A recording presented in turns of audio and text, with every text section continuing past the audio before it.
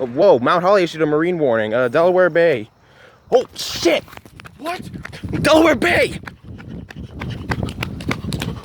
Hold this! Hold this! Oh my fucking god, dude, we're getting... Holy shit! The National Weather Service in Mount Holly, New Jersey has issued a special marine warning. Holy shit! At 10:56 p.m., a strong thunderstorm was located 7 nautical miles. Wind gusts 34 knots or greater and small hail. Source: radar. Temperature impact. Small craft could be damaged and briefly higher winds and suddenly higher waves. Locations impacted include Brown Shoal Lakes, 14-foot Bank Light, Slaughter Beach, East Point, Bowers Beach, Woodland Beach, Small Rock, Shipjohn Shoal Lakes, Brandywine Shoal Light, Fortesque Beach, Sea Breeze, Crossness Light, and Cape May Point.